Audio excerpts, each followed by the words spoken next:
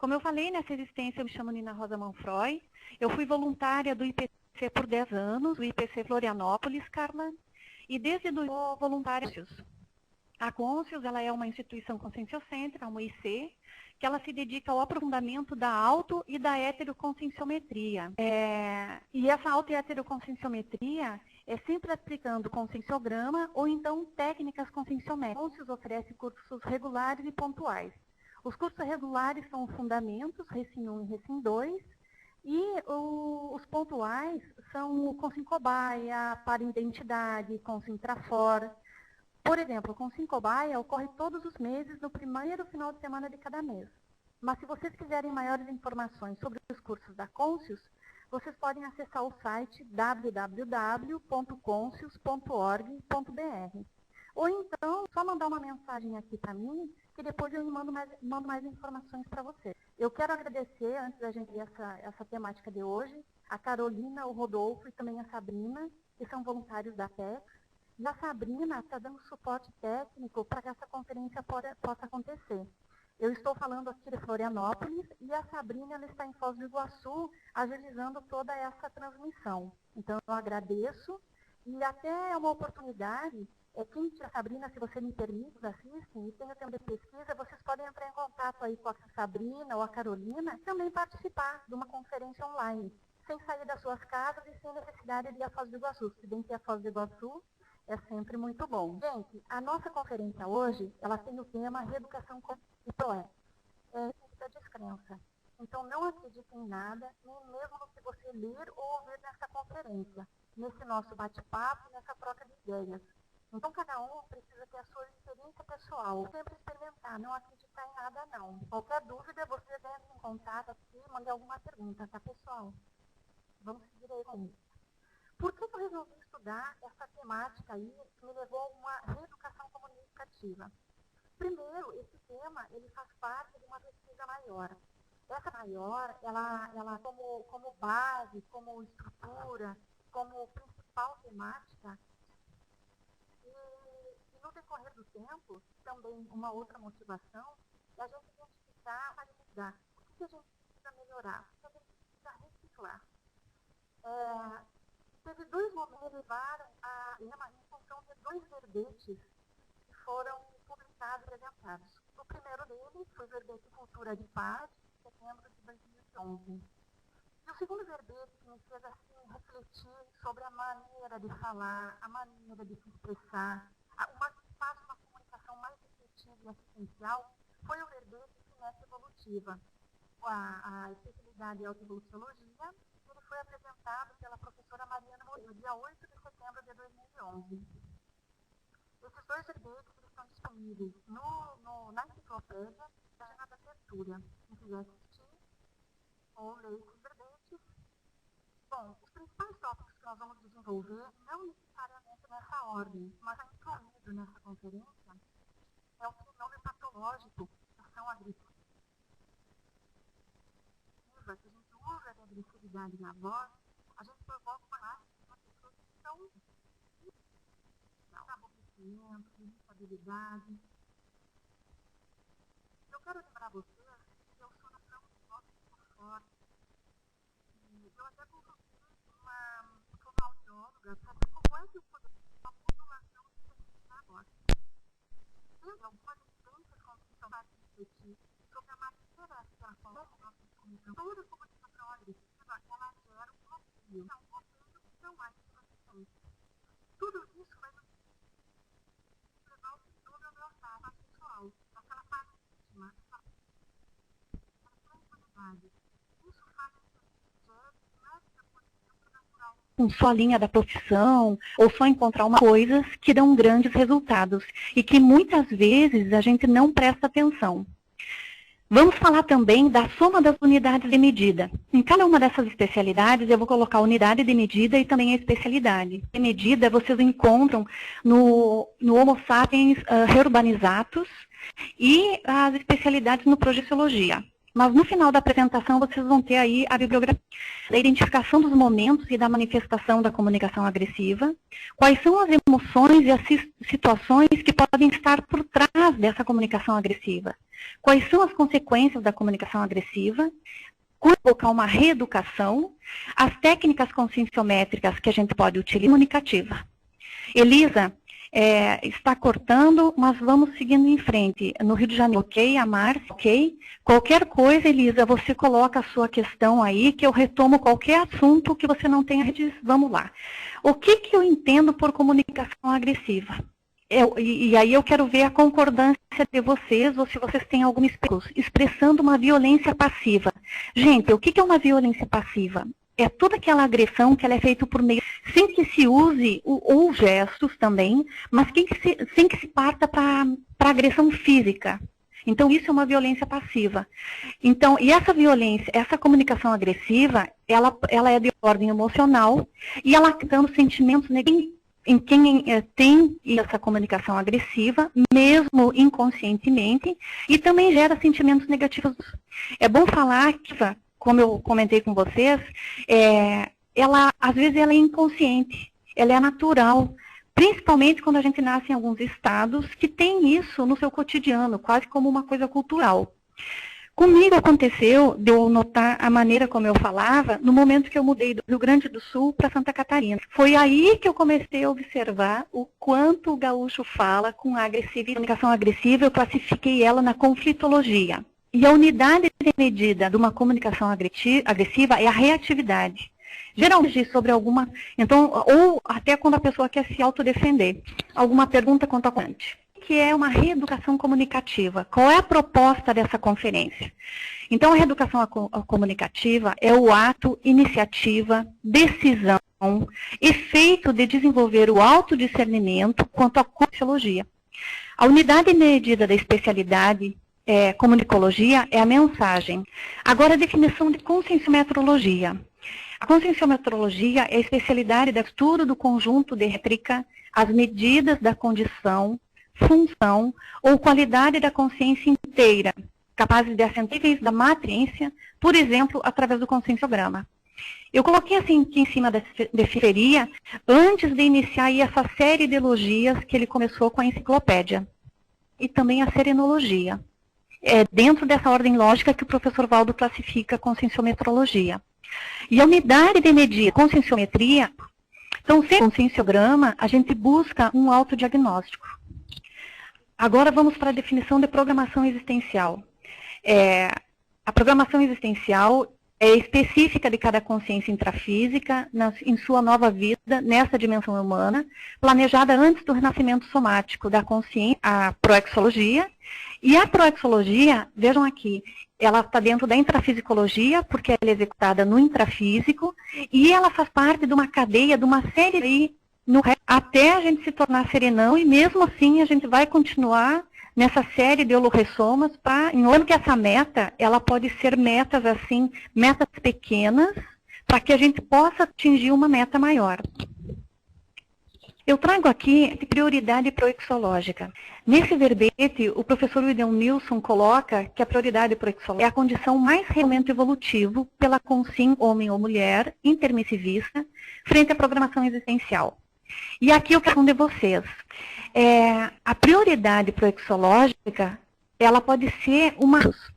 Então, a gente precisa observar dentro da nossa programação o que está impedindo de você fazer uma assistência maior, uma assistência mais ampla. E aí você aplica essa prioridade proexológica.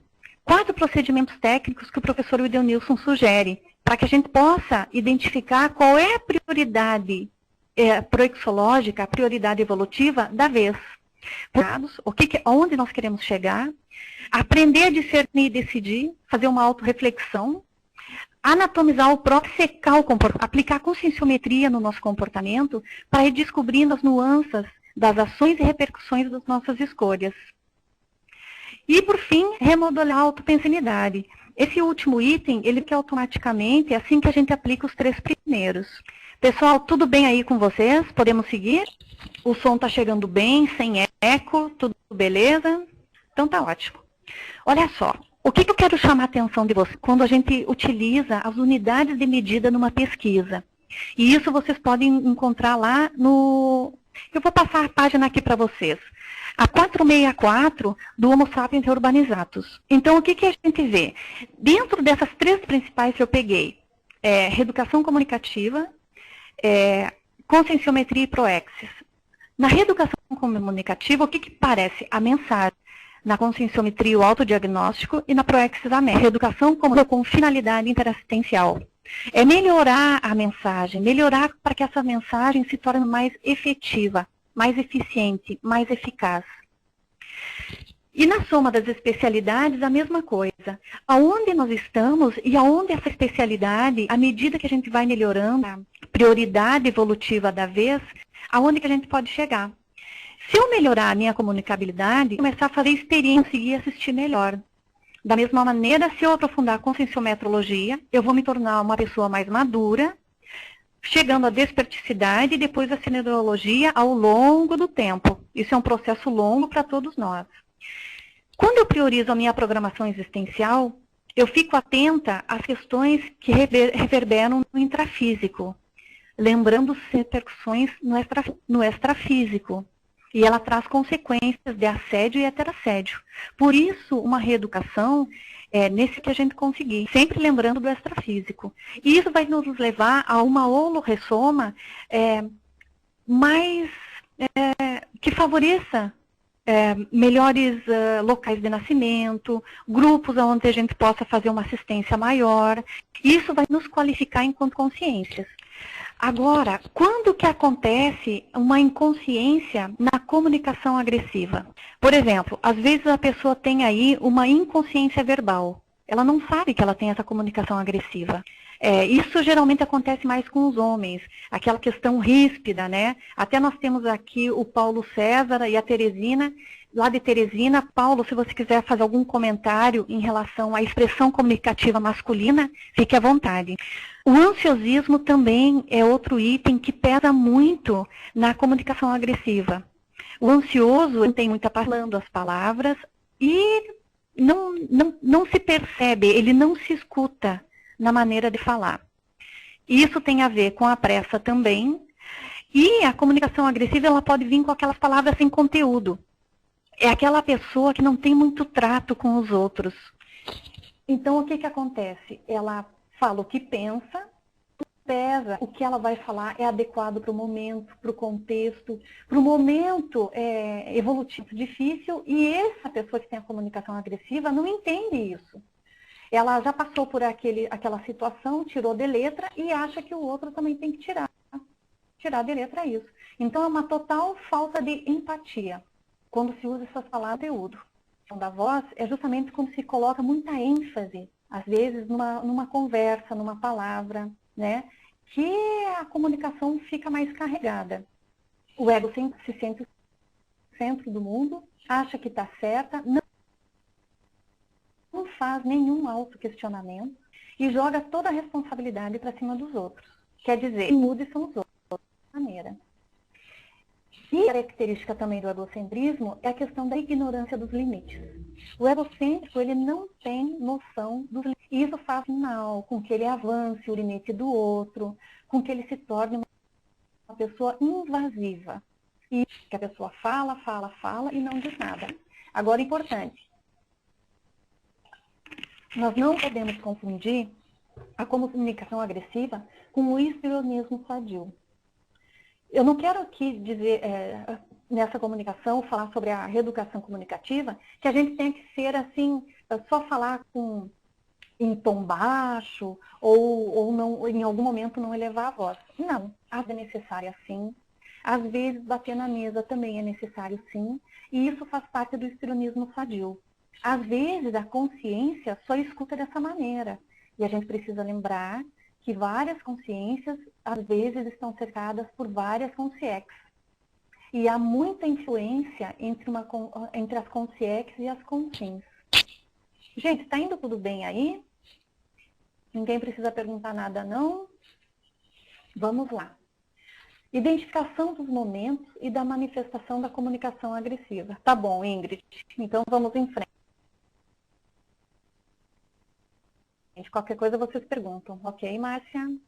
Bom, nessa identificação dos pontos listados, me identifico com ansiedade Ansiedade, Paulo? Você quer fazer algum comentário maior?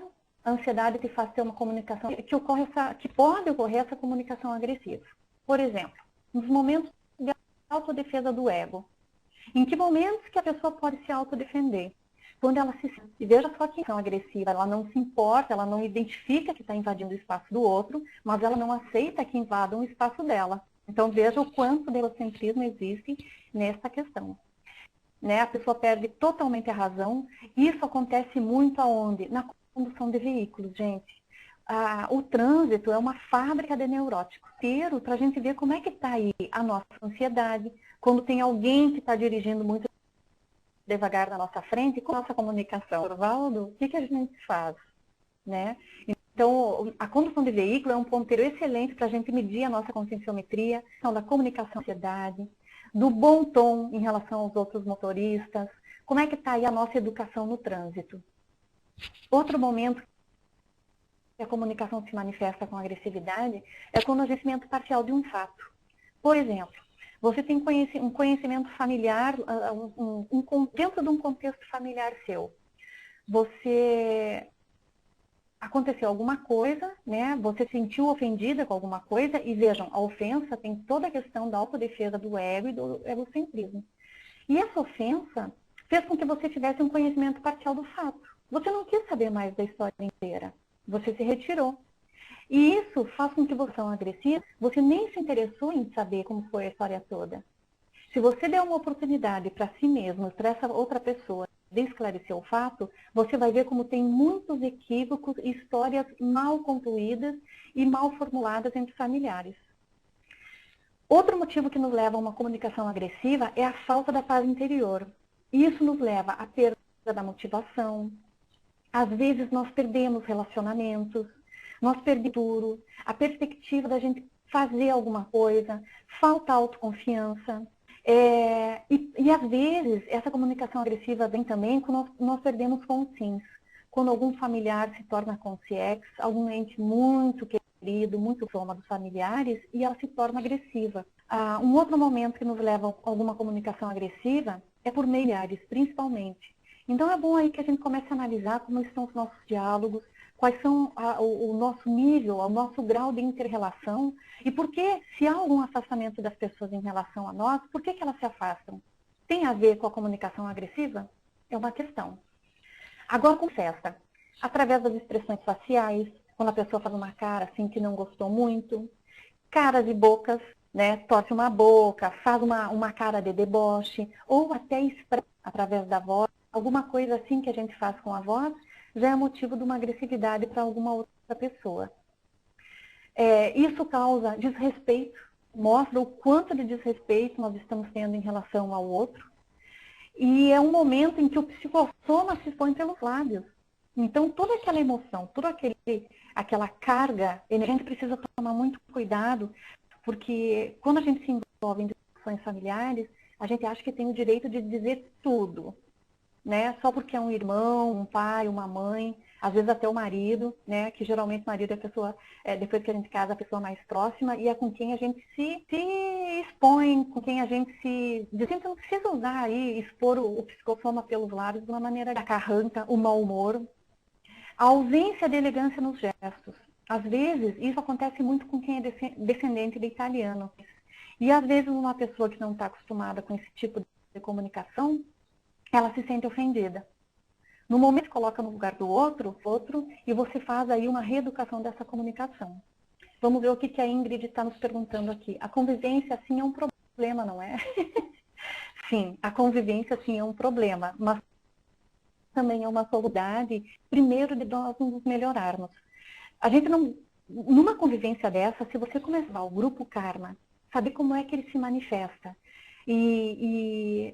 Não só o grupo karma, o nosso grupo nuclear também. O grupo nuclear é aquele grupo da nossa família. O grupo karma já entra aí marido, a família do marido. Então, assim, se a convivência é ainda mais próxima, que a gente casou, e essa convivência é um pouco difícil por causa de uma comunicação assim agressiva, é um bom a gente observar, vir para mudar o outro. Será que eu provoco no outro essa comunicação agressiva? Ou será que isso é dele e não é meu? E aí a gente faz todo um estudo uma preparação para mudar isso daí. Agora, quando isso acontece, a gente não pode esperar aí uma mudança rápida. Isso daí demora tempo e exige parte. Vamos levando adiante. Vamos para o holopensene predominante na comunicação agressiva. O holopensene pessoal bélico. O holopensene pessoal bélico faz parte da comunicação agressiva. Os patopensenes também, eles fazem parte da comunicação agressiva porque a pessoa volta, se a pessoa me disser isso, eu vou responder com aquilo. Então vai gerando patopensenes e não gera uma atmosfera acolhedora em torno de você. Os intrusopensenes também, né, que são aquelas intrusões que pode ser de consciex, pode ser de consim. A pessoa que tem uma comunicação agressiva, ela acaba virando uma esponja. Ela está sempre pronta a agir. Entropopensenes, que são as entropias, né? Se você entra num ambiente entrópico, pronto, é um estopim para gerar uma comunicação agressiva. Que é um exemplo de entropia, está todo mundo querendo fazer suas compras e todas as pessoas estão querendo encontrar o caixa livre. Só que ninguém encontra o caixa livre e todos estão com o caixinho de compras abarrotado. E isso leva a muitas entropias. Aquela pessoa que se deixa intoxicar, entra naquela situação, não tem uma comunicação agressiva, se torna agressiva. Se não é expondo o psicossoma pela fala, é por alguma carranca, né? É fazendo uma cara feia, dando um empurrão. Então a gente precisa tomar muito cuidado nesses momentos e aproveitar para fazer autopesquisa. O holopensene, isso já assediado, né? A pessoa fica assediada e, logicamente, fica um holopensene assediador.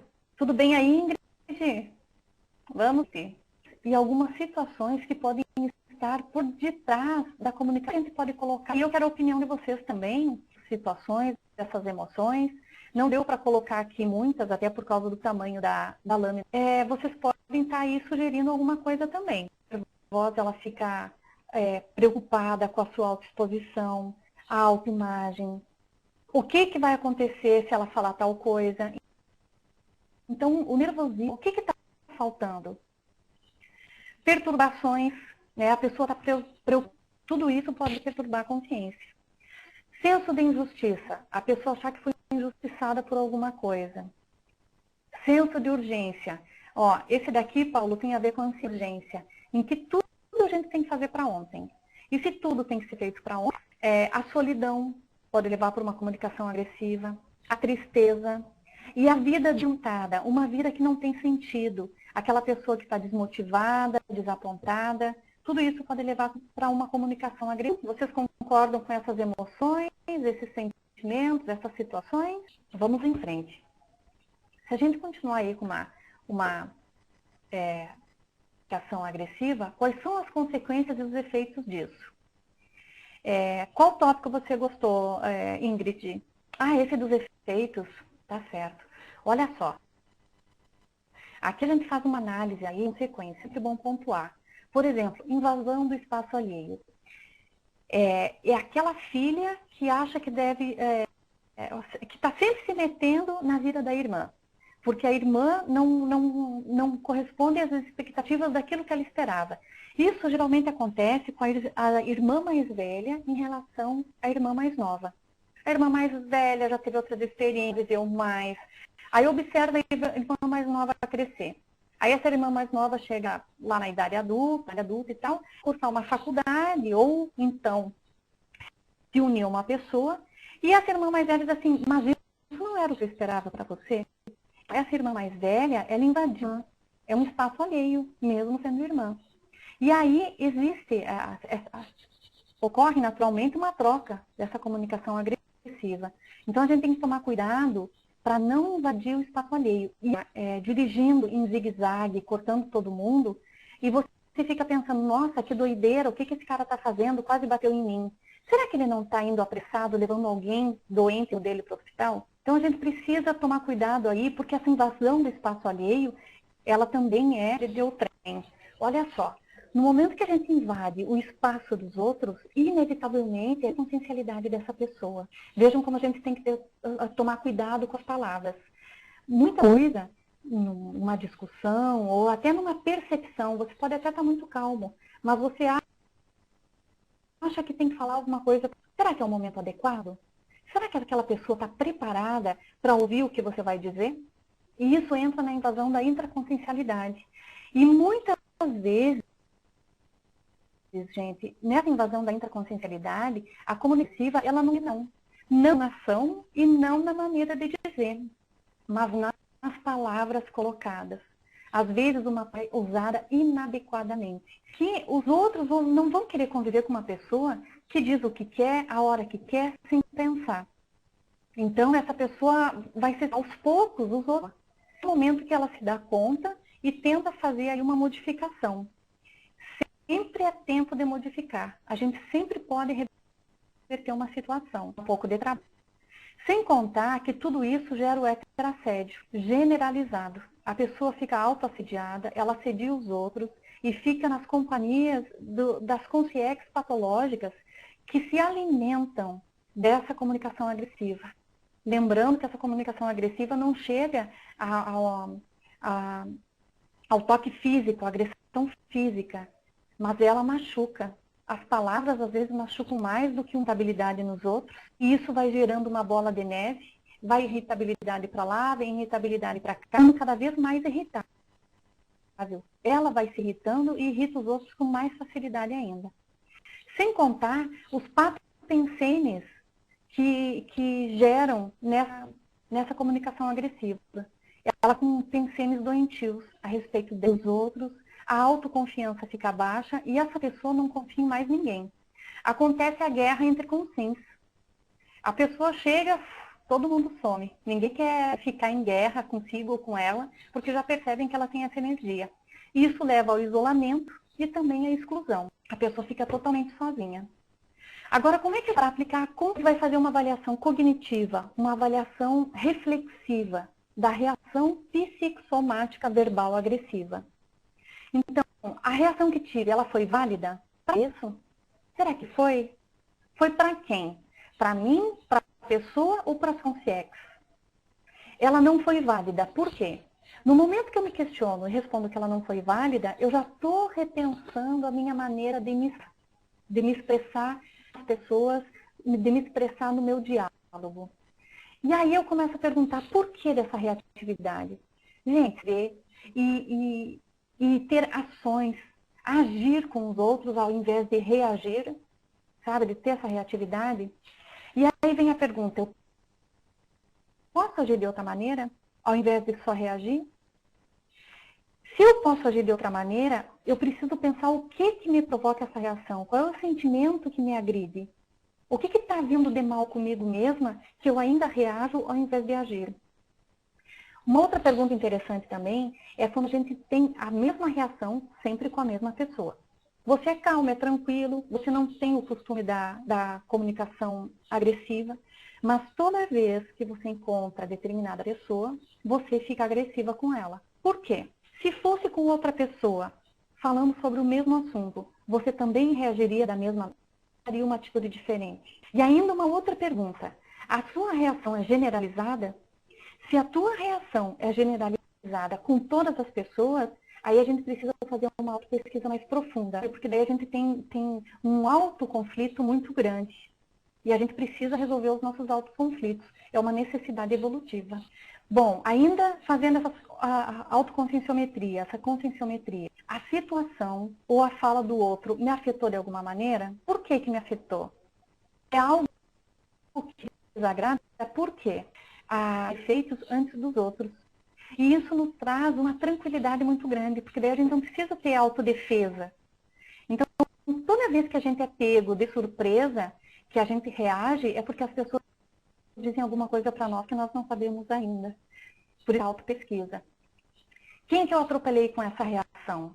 Alguém saiu machucado com essas palavras que foram ditas. Todos nós temos necessidades para serem atendidas. Nós temos expectativas, nós temos sonhos, nós temos projetos. Agora, o que acontece quando uma necessidade nossa não é atendida? Vamos dar um exemplo. Você compra um terreno, aí você faz um projeto, tem as viabilidades, está tudo certo, né? Você já pegou autorização na prefeitura, e aí você começa a construir a sua casa. Passa um mês, 2, lá pelas tantas, um vizinho começa a complicar. Ah, por causa da altura do muro, por causa de algum problema ou outro, faz uma denúncia, que fica aí essas suas expectativas, a sua necessidade não foi atendida. Qual é o sentimento que você tem? Esse sentimento que você identifica de uma necessidade não atendida, ele precisa... E aí você vai na raiz desse sentimento para poder resolvê-lo. Agora, o que eu vou fazer com todas essas experiências? Será que é o vizinho lá que denunciou a tal da obra, se ele vai ser meu vizinho? Por quanto tempo? Então, todas essas questões precisam ser avaliadas. Uma outra questão que a gente traz aí para a conscienciometria é dessa comunicação agressiva. Eu reajo negativamente às opiniões divergentes? Será que todo mundo tem que pensar igual às minhas? Toda vez que as pessoas pensam igual, tem alguma coisa errada. E toda vez que as pessoas que pensam diferentes a você e você reage de uma maneira negativa, também tem alguma coisa errada. Aí, o que a gente faz com tudo isso? Com todas essas questões? A gente procede à auto-verificação do saldo das interrelações. É só o saldo das interrelações que vão mostrar para nós como é que está essa nossa reeducação comunicativa. É só esse saldo das interrelações, das reconciliações que vão apontar se nós estamos aí ampliando o nosso leque de interassistência. Gente, está tudo indo bem?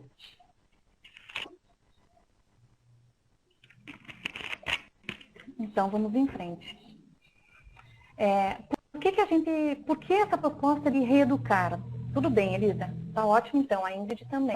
A Lúcia, a Márcia e a Natália. A Natália aqui de Florianópolis. Está indo tudo tranquilo? Vamos lá. Tudo ok, beleza. Por que a gente vai gostar, então, da reeducação? Primeiro, gente, acolher pela voz. Pela palavra bem colocada, bem expressada e bem entonada. Beleza. Então, essa palavra bem entonada, às vezes a gente faz aquela questão da TARES com as pessoas, né, a tarefa do esclarecimento. Se você use uma palavra que a pessoa não goste, se ela for bem entonada, bem expressada e dentro do contexto, você vai estar fazendo uma assistência de alto gabarito. Além disso, o aprendizado e a aplicação da autodiplomacia e da paradiplomacia. Por exemplo, qual é a autodiplomacia que eu vou aplicar na questão com esse vizinho e que diplomacia eu vou utilizar com ele para poder resolver essa situação? O ideal é sempre a gente ir direto à fonte. Não ir atrás de fofoca, trabalha suas energias e vai até a casa do vizinho, na porta do vizinho e esclarece a situação. Isso vai levar para a diplomacia. Você vai fazer a limpeza intrafísica e, consequentemente, vai fazer a limpeza extrafísica de toda essa situação. Esse vai se tornar um bom vizinho. E você não precisou usar da comunicação agressiva. Mas sim, você deixou a comunicação e você passou a aplicar a paradiplomacia. Autodiplomacia e paradiplomacia. Um outro motivo para a gente reeducar também é ativar os relacionamentos pela comunicação interconsciencial.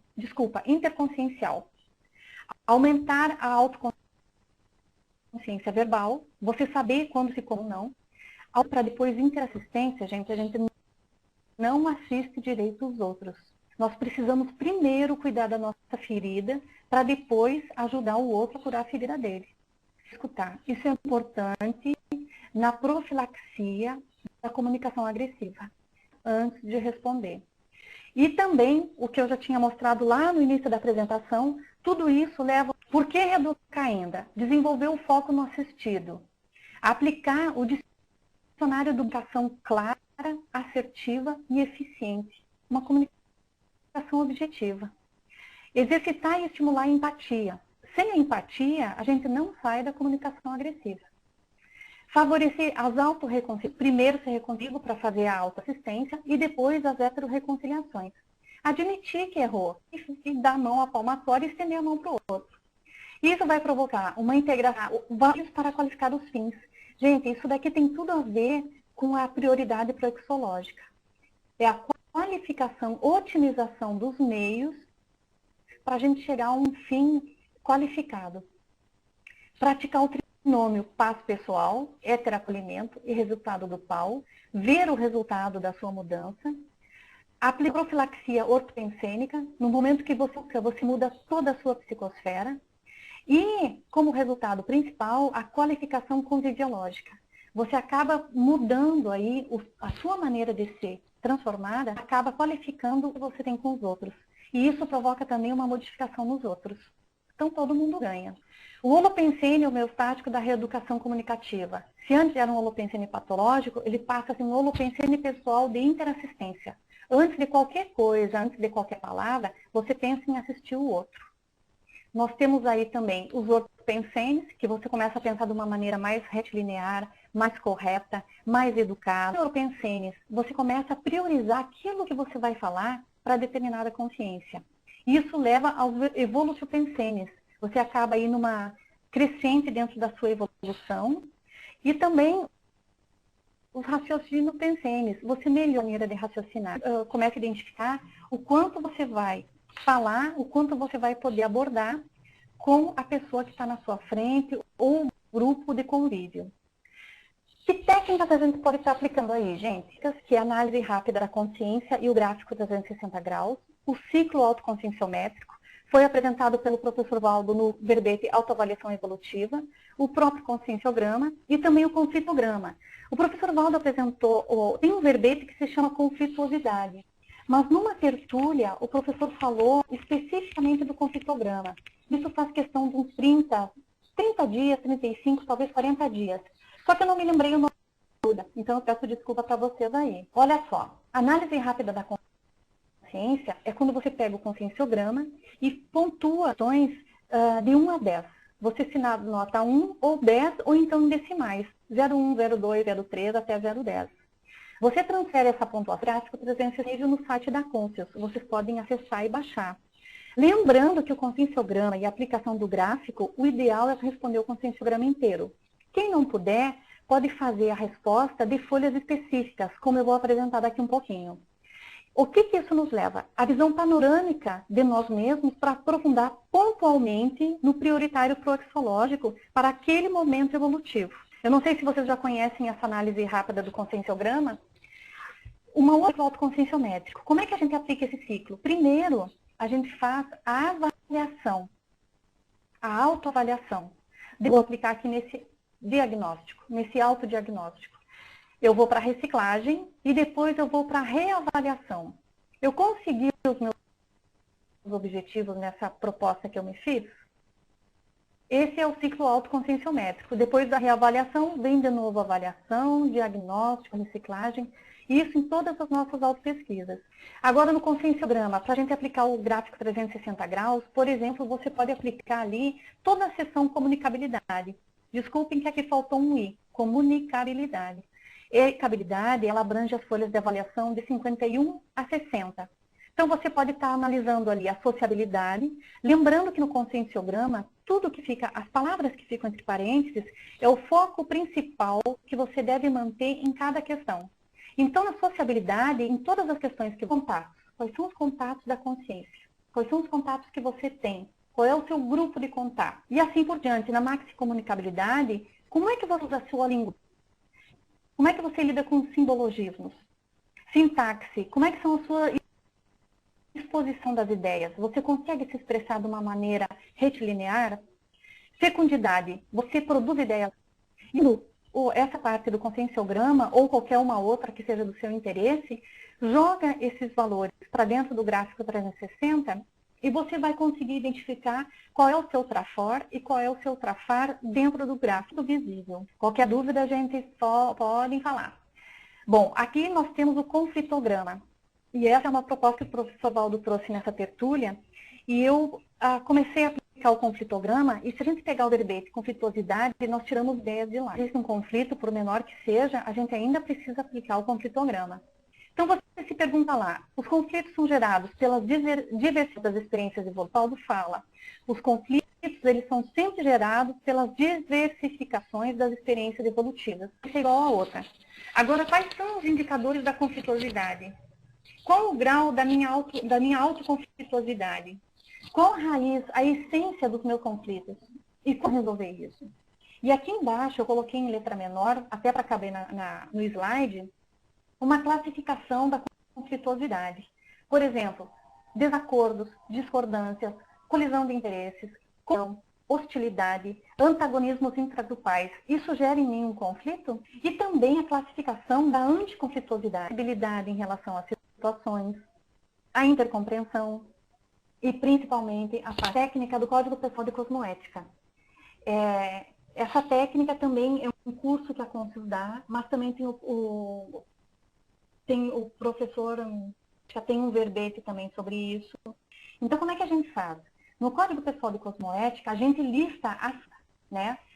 O que a gente vai fazer? Por exemplo, uma ação bem simples. Antes de responder, quando eu encontrar uma determinada... Outra ação muito simples é eu me observar quanto às irritabilidades. Se eu vi que essa irritação aconteceu, então vamos contar até 10, 20, 30, 100 se for necessário. Mas até a irritabilidade baixar e você poder uma comunicação efetiva. Então, esses itens entram no nosso Código Pessoal de Cosmoética. É ação efetiva para sanar um trafar. A técnica da comunicação não violenta é a cultura de paz, e ela vem no livro de mesmo nome, Comunicação Não Violenta. Ele também está na bibliografia. E o que o autor sugere? Ele sugere que a gente faça uma observação, uma auto-observação, trazendo aí para o nosso linguajar, observar qual é o sentimento que aquela situação está provocando em você, qual é a tua necessidade frente àquela situação e aquele sentimento, e de que maneira você passar para outra pessoa aquilo que você precisa. E também de que maneira você vai atender a essa consciência aquilo que ela precisa. Gente, está tudo bem por aí em relação a essas técnicas? Alguma pergunta? Bom, agora nós temos aqui alguns resultados em relação à reeducação comunicativa. Alguma sugestão vocês têm, gente? Tudo ok? Tudo certo? Então tá bom. Resultados da reeducação comunicativa. Nós temos aí a admissão, primeira coisa, admitir e reconhecer dos nossos erros e equívocos. Toda vez que a gente reconhece isso, a gente não necessita mais defender o ego, não. Isso fica secundário à defesa do ego. Você fica mais transparente, mais tranquila. A elegância nos gestos por respeito aos outros. Esse daqui está no verbete Finesse Evolutiva. Às vezes os gestos agridem as pessoas. Então a gente começa a ter uma elegância nos gestos, por respeito aos outros. E não para você se tornar elegante, entendeu? A exposição holossomática inteligente. Você acaba se expondo holossomaticamente, conversando com o outro de uma maneira, por meio da fala e das energias, de uma maneira tranquila. Começa também a observância, a necessidade interassistencial do outro, não mais sua. A reeducação da entonação da voz. Você começa a identificar a entonação da voz. Toda vez que surge uma discussão, você começa a usar, em vez da reatividade, você começa a usar argumentações lógicas. Você vai mostrando através dos fatos, das ocorrências. E isso sana qualquer comunicação agressiva, qualquer discussão. Da reeducação comunicativa dos medicamentos. Ao invés de você usar palavras agressivas, você usa palavras remédios. Palavras que ajudem o outro. O exercício de saber ouvir e saber falar. Saber quando ouvir e quando falar. E também, gente, quando calar. A reeducação comunicativa também exige aí o silêncio em determinados momentos. E a gente precisa ter autodiscernimento quando ocupar. O exercício do egocídio, porque sem o exercício do egocídio você não vai ver a necessidade interassistencial do outro. Em vez do psicossoma se expor pelos lábios, o mental pelos lábios. E nesse momento você começa a usar vocábulos da reconciliação. Aquelas pessoas que às vezes vêm fazer uma queixa para você, de um vizinho, de um familiar, você já tira de letra. Você não fomenta fofocas, não fomenta intrigas e você começa a usar os vocábulos da reconciliação. Isso ajuda em muito todos os convívios. Gente, o que eu usei nessa apresentação? Eu usei aí o livro Comunicação Não Violenta, né, técnicas para aprimorar relacionamentos pessoais e profissionais. Usei o conscienciograma, né, a parte Graus, que está lá no site da Conscius, para vocês baixarem e utilizarem. Qualquer dúvida, vocês enviam um e-mail para o próprio site da Conscius. A Enciclopédia da Conscienciologia Evolutiva, Autoconsciência Verbal, Cultura da Paz, Conflituosidade, Finesse Evolutiva e Prioridade Proexológica. O site da Conscius é esse mesmo, www.org.br. Por um tempo, acho que questão de um mês, o site ficou desativado porque houve um problema no provedor. Foram vários sites que usavam o mesmo provedor, mas agora já está tudo resolvido. Então, vocês podem acessar sem problema nenhum. Gente, elas trazem para nós, eu já botei o link na planilha. Ótimo, legal, Márcia. Conseguiu baixar a planilha? Nessa página 449 e 465, qualquer dúvida é só mandar um e-mail, tá? Que daí a gente pode te auxiliar. Vocês têm aí as medidas da consciência, né? As unidades de medida e também as especialidades. O Projeciologia, aqui para vocês. Aqui nós temos as unidades de medida, né? Primeira, segunda, terceira ordem, como eu estava falando para vocês. Vocês podem identificar ali as diferentes especialidades, aonde vocês estão e aonde vocês querem chegar. E ainda o manual da Proexis, né? Com a definição. Se caso vocês tenham uma pergunta aí em relação à conferência, eu gostaria de estar convidando vocês para participarem da primeira jornada internacional de conscienciometrologia. Essa é uma jornada que está sendo promovida pela Conscius. Eu não sei se dá para ler, deixa eu ver se eu consigo aumentar um pouquinho mais. Jornada de consciência Conscius. E um bom motivo ali para vocês participarem da jornada é que ele é um ambiente de aliança para a autoestadia, dramatizar a autoconscienciometria, desdramatizar a questão do consciente cobaia. Nós vamos ter cobaia que vão ter a conscienciométrica, dinamizadora de autorreflexões e reciclagens intraconscienciais. Nessa jornada, nós vamos ter 2 campos energéticos interassistenciais. Eles vão ser ministrar campo conscienciométrico, Tomás, e esse campo ele é propício para a identificação e diagnóstico dos autoconflitos, reforçado pelo slogan Conscienciometria, caminho da harmonização intraconsciencial. Ingrid, a jornada ela não tem pré-requisito, não. A jornada é aberta a todos aqueles que estiverem interessados em desenvolver as suas pesquisas utilizando a autoconscienciometria.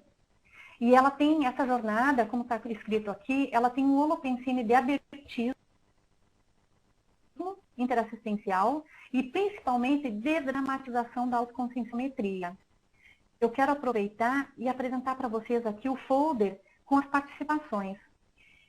Aqui vocês vão ver o simbologismo que foi usado. Obrigada, Márcia. Márcia está assessorando nós ali, coloquei da jornada, do site da Conscius, do gráfico 360. Obrigada, Márcia.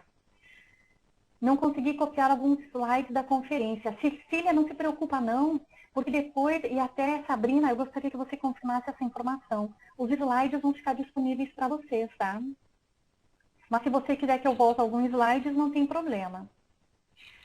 Aqui na jornada, nada, Cecília. Aqui na jornada, a gente colocou aqui, isso daqui foi ideia de uma colega nossa, da Adriana, em que ela colocou essa imagem simbolizando o quê? Todos nós somos uma pedra bruta, um carvão. À medida que a gente vai aplicando a autopesquisa, o autoconhecimento da conscienciometria, seja através da Proexis, seja através da projeção consciente, seja através da autoconsciencioterapia, enfim, através do parapsiquismo, de todas as linhas que a Conscienciologia oferece, a gente vai se lapidando. E essa lapidação vai nos tornando mais transparentes. Isso nos torna mais nos torna operativos, nos torna mais interassistenciais. Então, nessa jornada, nós temos carvão para nos tornar diamante, é isso aí. E cada vez mais a gente vai nascendo numa forma melhorada desse carvão. Gostou, né, Ingrid? Gente, essa jornada vai acontecer no dia de 6 a 8. Nós temos algumas, eu vou diminuir um pouquinho para vocês estarem dando uma olhada no folder, mas nós temos aí o timeline da Conscius, né, para as pessoas conhecerem a Conscius. O Colégio Invisível da Conscienciometria, ele vai ser reativado na jornada, né, que é um colégio invisível que discutiu o conscienciograma, por um tempo ele ficou desativado, e agora a professora Marília Santana vem com a proposta de reativar o colégio. Nós temos aqui a professora Alzira, que ela vai falar sobre os pilares da autoconscienciometria. Quais são os traços que embasam a nossa autoconscienciometria? Os dois campos autoconscienciométricos com a professora Marina, que eu vou repetir, é a instalação de campo energético e parapsíquico, que propicia a atuação da equipe extrafísica de amparadores e a expansão da autolucidez em ambiente. A primeira mesa de debate nós vamos ter às 8h30 da manhã. Começa com a professora Adriana Kawati, a professora Adriana, mais o Cláudio Lins. Eles vão estar apresentando a experiência deles dentro do Consciência Cobaia. O que cada um tirou proveito dessa técnica que você sai de lá com o Trafor, Trafar e Trafal, apresentando, né, que é uma técnica aplicada dentro do fundamento e do Recimo. A professora Elizabeth Rodrigues, ela vai estar grávida de projeciologia, e que foi um laboratório de autoconscienciometria para ela. Vamos ter o professor João Aurélio Bonassi falando sobre autocriticidade, como é que a gente pode fazer uma das nossas experiências de uma maneira cosmoética, sem a gente entrar com autocorrupção, com autodestruição. Na sequência vem a importância do curso intermissivo e a nossa responsabilidade enquanto intermissivistas nesse sinergismo. Mais um campo com a professora Marina Tomás, lembrando que o primeiro campo é na sexta-feira, o segundo campo é no sábado e a jornada encerra no domingo. No domingo nós vamos ter a mesa Tecnologia Consciência Métrica. Então nós temos o professor Dirceu Correia, que ele vai estar falando sobre o empreendedorismo assistencial. É uma técnica que ele... Isabel Conceição, ela vai estar apresentando o voluntariograma. Como é que a gente pode estar medindo o nosso bio com as outras ICs, né? A trabalho bem interessante.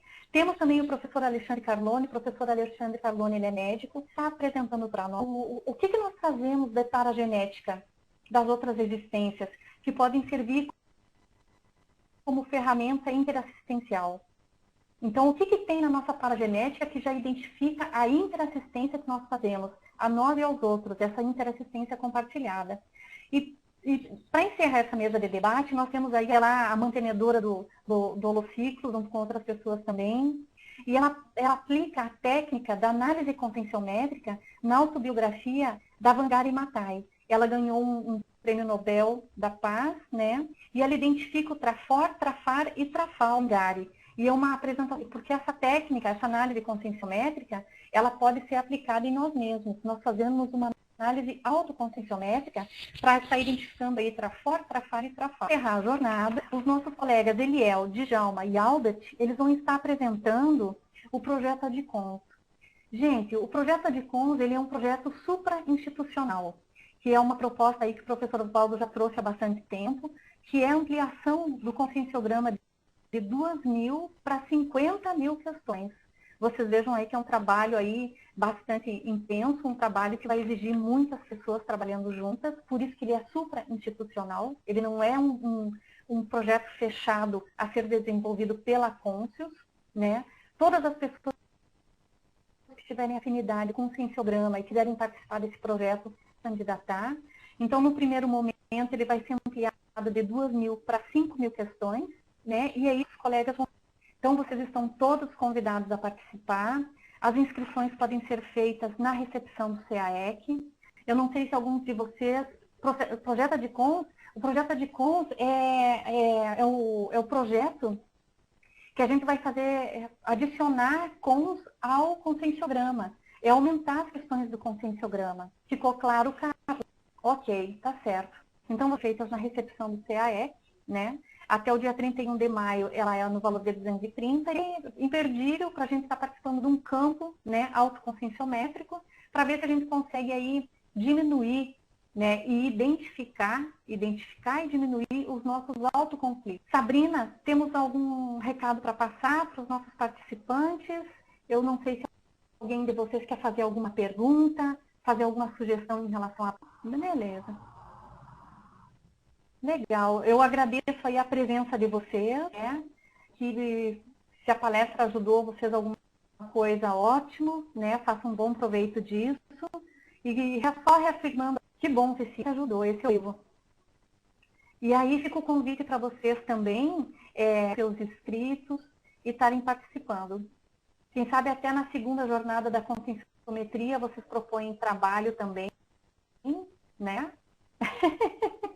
É assim, Ingrid, tendo aí os seus gargalos evolutivos e superando aí todos esses seus gargalos. Tá bom, gente? Então, mais uma vez, ninguém tem nenhuma pergunta para fazer. Eu espero que ao menos a conferência aí, a nossa conversa, o nosso diálogo tenha sido claro, né? Mais alguma coisa? Obrigada. Foi bem tarístico, tá certo? Vocês têm alguma pergunta em relação à jornada? Já que em relação à conferência está tudo certo. Ô, Sabrina, obrigada. Vamos nos encontrar aí em Foz quando eu estiver aí. Em julho eu estarei aí. Aí a gente vai se encontrar. Gente, então eu agradeço mais uma vez. Obrigada pela oportunidade de estar aqui. E tá lembrando aí que todos tenham bons estudos, né? E que a gente possa aprofundar aí cada vez mais as nossas autossentamentos. A Ingrid está mandando beijos a todos. Nós agradecemos. E Sabrina, eu tenho agora a comunicar para eu poder sair aqui da sala. Eu espero que tenha ajudado mais uma vez. Tá ok, Carla? Vocês também, hein? Vocês têm que vir aí apresentar as conferências de vocês, já que tem a facilidade que nos oferece de fazer essa transmissão de casa. Todos vocês devem ter autopesquisa. Olha só, eu já vou encerrando aqui, se ninguém tem mais nada. Gente, muito obrigada mais uma vez e até uma próxima oportunidade. Um abraço para todos. Olha só, a Sabrina está dizendo que todos serão bem-vindos na Apex. Tá bom, gente? Então fica aí o convite reforçado aí pela Sabrina, que é voluntária da Apex. E Sabrina,